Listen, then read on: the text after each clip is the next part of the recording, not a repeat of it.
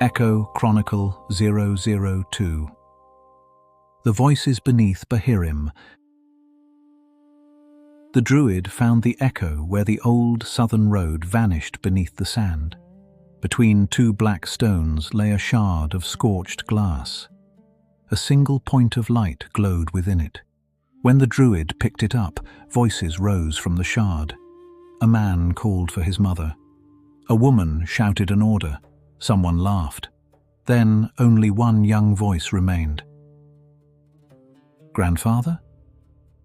The point of light flickered. The echo opened. Part 1. Sun Fever.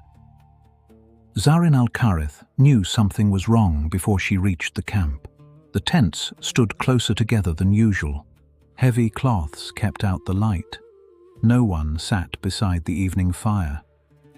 Her grandmother Maela came to meet her. "He is waiting for you."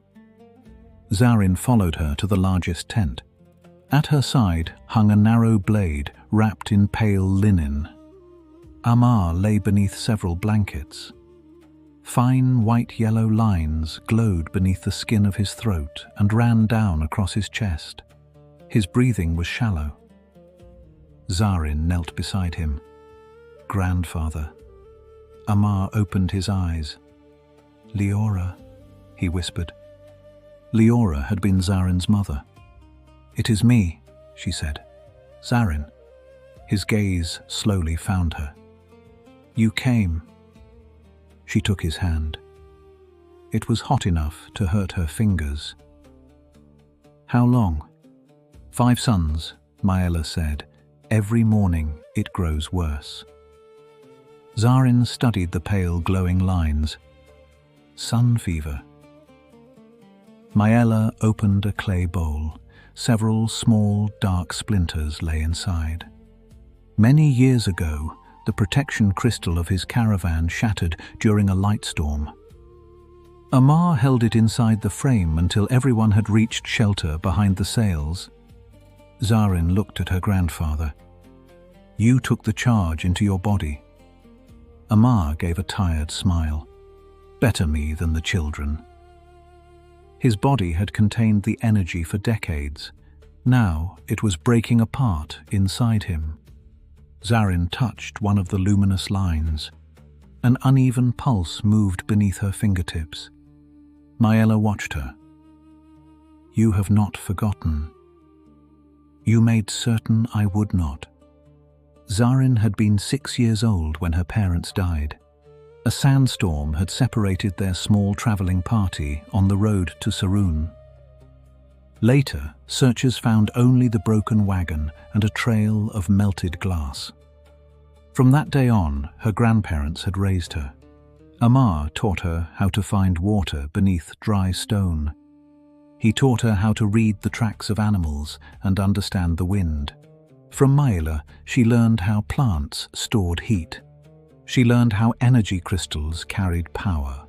She learned how to treat an injured body without weakening it further. Long before Zarin carried a weapon, she had polished healing stones. She had dried roots and learned to recognize changes inside crystals. Only later had she joined the Templar Order. She had not gone because she wanted to fight. She wanted to understand why the same energy that lit cities and healed the sick could burn a person from within. "What can save him?" Zarin asked. "A pure healing crystal." Zarin knew only one place where such a crystal might still exist. Bahirim. Maela nodded. The ancient healing crystals could draw foreign energy from a body and restore its natural flow. One was said to remain within Bahirim's inner sanctum. "No," Amar said. His voice was barely more than a breath. "The Order sealed Bahirim long time ago. Something beneath that temple is wrong. I only need a fragment." "You still believe your training can open every door?" Zarin rose. "No. I believe you will die if I do not try." She loosened the linen around the weapon at her side. A clear crystal blade appeared beneath it. Sunblades were entrusted to only a few Templars. Even without activation, their crystal edges were sharp, balanced, and capable of cutting through armor. When awakened, stored sunlight flooded the blade. For a handful of heartbeats, it became strong enough to pass through stone and metal. Then the energy had to be released. Hold it too long, and the crystal would overload. At best, the weapon would fail. At worst, it would shatter in its bearer's hand. Amar looked at the blade. They let you keep it. They could not take it from me. His gaze clouded again. Something speaks beneath Bahirim, he murmured. Do not listen. Zarin wrapped the blade once more. Hold on. Part 2. Voices in the Sand. Zarin left before sunrise. She took water, dried meat, and the padded crystal case that belonged to her grandmother. Maella fastened it to her belt. Check the color first. Clear gold is pure. White means overload. Black means corruption. And if you are uncertain, I leave it behind. They both knew what that would mean for Amar. Bahirim lay 2 days to the south. Golden dunes gave way to dark fields of glass. Sunlight broke across the ground like shattered mirrors. A dune fox slipped through the copper light along a rocky ridge. The small animal stopped and watched Zarin for a moment. Then it vanished between the stones. From a distance, Qadira looked empty. Those who lived there watched tracks, shifting shadows, and the smallest changes in the wind. Water and shade decided how far a person could travel. At a narrow passage, a sand viper raised its head. Zarin did not reach for her blade. She threw a stone to the other side of the path. The viper followed the movement and slid away between the rocks. Amar had taught her early that not everything in Qadira needed to be fought. Some dangers only needed to be seen in time. By afternoon, the wind moved across black veins of glass. Their thin edges began to sing. Between the notes, Zarin thought she heard her name. Then she saw smoke beyond a dune. A caravan was under attack. 2 wagons stood sideways in the sand. A third was burning. Traders and drivers had taken cover behind the cargo. Around them moved a dozen Dune Reavers. Zarin stopped on the ridge.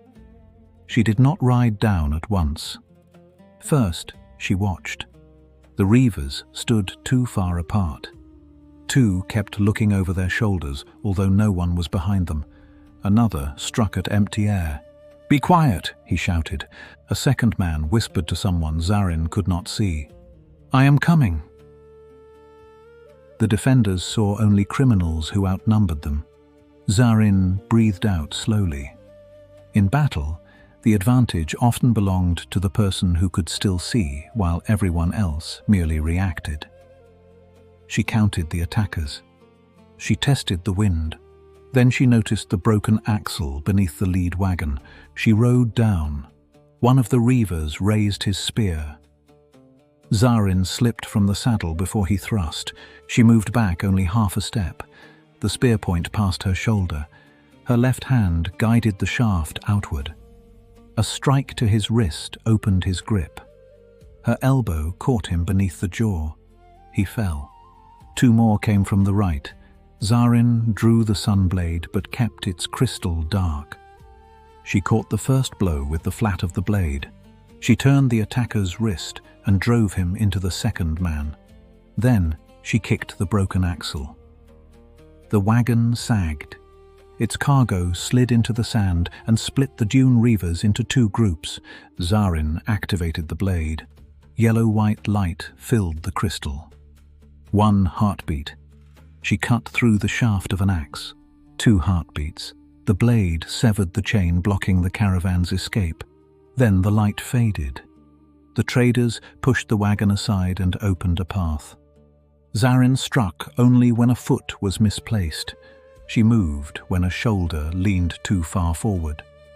She attacked when an opponent held his breath before striking. There was no wasted movement. A large man charged her. Just before he reached her, he stopped.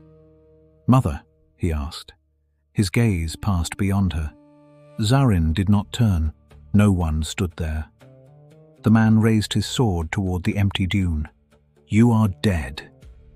Another Reaver grabbed him. They suddenly began fighting each other. The confusion made the attackers unpredictable, but it robbed them of control. Zarin remained outside their reach and opened a way for the caravan defenders. One last Dune Reaver stepped into her path. Pale veins glowed beneath his skin. They pulsed with black light. "She is calling us," he said. "Who?" He looked south, the voice beneath the light. Then he pressed both hands to his ears and screamed. The remaining Dune Reavers fled. One followed a trail only he could see. Zarin did not pursue them. She helped put out the fire. Then she knelt beside an injured boy. She cleaned his arm. She placed a strip of dried leaf fiber over the wound and tied it in place. "Where did you learn that?" the caravan leader asked. "At home." The woman said the Dune Reavers had come from the old southern road. First, they had argued among themselves. Then they had begun speaking to people who were not there. Zarin looked south. Heat shimmered on the horizon. "Zarin," something whispered. She rode on. Bahirim rose from the sand the following evening. The temple was half ruin and half mountain. Black cracks ran through its golden columns. A narrow arch of light burned above the main entrance. Templars guarded the steps. Zarin entered through an old maintenance shaft. During her training, she had spent hours there inspecting the light conduits. She had almost reached the inner gate when a voice spoke behind her. "Your left foot is still too loud." Nesma Rahal stepped from the shadows. Her former instructor wore sand-colored armor. She carried a pulse staff. Even within the order, sunblades were rare. Nesma's gaze fell to the pale cloth at Zarin's side. "It still answers you." "It never stopped." "You left the order." The blade did not. Nesma moved closer. "Why are you here?" "My grandfather has sun fever. I need the healing crystal." "The crystal remains where it is." "He is dying." Nesma pointed to the dark cracks in the walls. "The healing crystal also cleanses the temple's energy. The corruption has been spreading for weeks. For 3 nights, the guards have heard voices." Zarin thought of the Dune Reavers. The voices have already reached beyond the temple. She told Nesma about the attack. A dull impact sounded below them. Dust fell from the ceiling. 2 Templars went down, Nesma said. 1 returned. He no longer knew his own name. Then the crystal is overloaded. Or it is holding something back. A second impact passed through the temple. I do not need the whole crystal. A clean fragment may be enough. 1 bad cut could destroy its structure. Then I will not make a bad cut. Nesma studied her for a long moment. Years ago, that look would have made Zarin correct her stance. Now she simply waited. At last, Nesma removed a Templar key from her belt. You are not going alone. Together, they opened the gate. Part 3. The Heart of Bahirim. Light conduits ran through the walls and ceiling beneath the temple. Some glowed steadily. Others flickered in time with the impacts from below. Zarin went first. She held the sunblade in her right hand. The crystal remained dark. Even without activation, the weapon was sharp and perfectly balanced. "You used to awaken it too quickly," Nesma said. "You used to talk too much." A stone guardian stepped from a wall niche. Heavy plates covered its body. A pale crystal core rested beneath its chest. Zarin watched its shoulders. The first strike came from the left. She slipped past its arm. The dark blade entered the narrow seam of its shoulder joint. The guardian turned and attacked again. Zarin redirected the blow into the wall. The joint split open. She pushed the unlit blade into the gap. Then she twisted it with both hands. A metal pin snapped. Nesma struck the guardian's knee with a short pulse from her staff. The construct tipped forward. Zarin cut through an exposed conduit along its back. The stone guardian remained on the floor. She had used no stored energy, only patience and the right moment. A black thread crept from a crack in the floor. It touched the guardian's hand. The construct twitched. "Move," Nesma said. They closed the next door behind them. Beyond it lay the ancient healing hall. Broken treatment couches lined the walls. Black dust covered the floor. At the far end of the chamber floated Bahirim's last healing crystal. It was longer than Zarin's forearm. It was clear as water. Yellow-white light flowed through its core. Several conduits connected it to a stone housing in the floor. A dark stain marked its lower point. Zarin stepped closer. The crystal's inner veins remained pure. Only the outer layer had been touched. A small fragment could heal Amar. Then she heard his voice. "Zarin." Amar stood between the broken couches. He looked healthy. He stood upright. "You found me." "He is not here," Nesma said. The false Amar smiled. "Take the crystal. Bring it to Maela." Zarin looked at the housing. "What happens if we remove it?" "The crystal cleanses the seal," Nesma said. "Without it, the corruption beneath the temple will rise." More voices came from the cracks. Then Zarin heard her mother. "You left us alone again." Her breath caught. She remembered very little of Leora. A warm voice, hands in her hair, the scent of red healing sap. The thing beneath Bahirim used those fragments against her. "You could not save us," the voice said. "At least save him." For a moment, Zarin was 6 years old again. She was a child who had blamed herself for the deaths of her parents.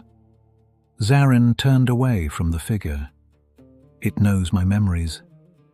"It hears what you respond to," Nesma said. "It invents the rest." A black crack ran through the crystal housing. "Can you open only the outer frame?" Zarin asked. "For a few moments." "That is enough." Nesma placed the Templar key into the locking mechanism. Behind them, the door burst open. 2 more stone guardians entered the hall. Black corruption ran through their joints. "Keep them away from me," Nesma said. Zarin stepped forward. She kept the sunblade dark at first. The first guardian swung. She moved aside and guided it past her. Its heavy arm struck the second guardian across the chest. Zarin kicked the damaged knee joint. She cut through the exposed connection with her blade. The guardian dropped to one side. The second construct charged before she could turn. Zarin ducked beneath its first strike. The next blow shattered the stone couch beside her. Fragments filled the air.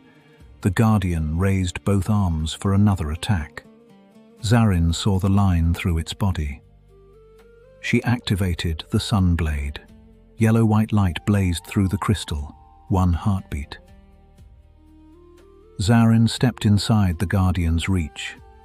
She cut from its lower side through the center of its torso. The blade emerged through the opposite shoulder.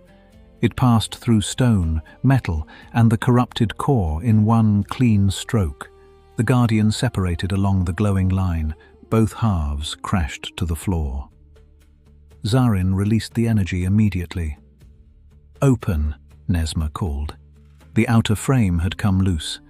The healing crystal itself remained connected to the seal. Zarin approached it. She placed the point of her sunblade against a clear vein of light. Then she waited until both crystals pulsed in the same rhythm. Maela had taught her never to force a crystal. One had to understand its energy and work with its flow. Zarin awakened the blade again. Light filled it. The first heartbeat opened the outer layer. On the second, the edge followed the natural vein. By the third, the hilt had grown hot. Her mother's voice screamed in her head, "No, don't cut it." Zarin held the angle. The fourth heartbeat came. Fine stress fractures appeared within the sunblade. Then the cut was complete. Zarin released the energy. A small, clear fragment came free. Nesma caught it in the padded case. Black mist rose from the crack beneath the housing. The images of Amar and Leora disappeared. Now something spoke in Zarin's own voice. "Take the rest." The crack widened. "Close the frame," Zarin shouted. Nesma forced the outer housing back into place. She turned the key. The locks engaged. Yellow-white light ran into the floor. The black mist was driven back into the crack. The remains of the stone guardians went still. The opening narrowed again.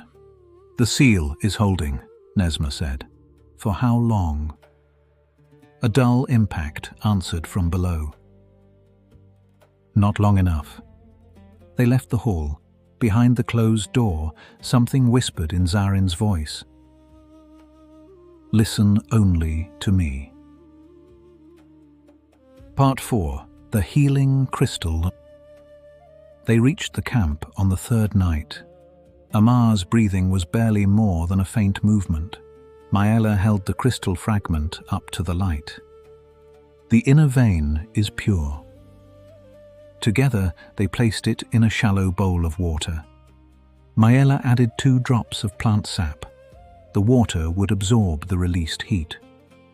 Zarin placed the bowl on Amar's chest. The healing crystal began to glow. The pale white-yellow lines beneath his skin slowly drew toward it. Dark energy gathered in the water. Amar arched beneath the blankets. Zarin held his shoulders. "Stay here. Listen only to me." His eyes opened. "Leora is calling," he whispered. Zarin swallowed. "No. Mother is not there." One pale luminous line after another disappeared. Maela held Amar's hand. Zarin watched the crystal. She turned the bowl when too much dark energy gathered on one side. No Templar had taught her that. She had learned it as a child. She had learned it kneeling beside her grandmother. At last, Amar's breathing became steady. Morning light entered the tent. Amar opened his eyes. This time he recognized Zarin at once. "You look tired." Zarin laughed softly. "You spent 3 days trying to burn from the inside." Maela checked his pulse. "The fever has broken. But the crystal cannot undo the years the energy spent within his body." Amar would live, but the damage had left its mark. Long journeys would exhaust him now. He would need time to recover. Zarin sat beside him. For the first time since she had returned, she allowed herself to breathe. Later, she told them what had happened. She told them about the Dune Reavers, about the voices they had heard in the desert, about the stone guardians beneath Bahirim, and about the thing hidden beneath the temple. Amar listened in silence. When Zarin finished, his expression changed. "My mother knew an old warning," he said. Zarin looked at him. "What warning?" Amar stared toward the entrance of the tent. "Something sleeps beneath this temple." something that has no voice of its own. That is why it steals the voices of others.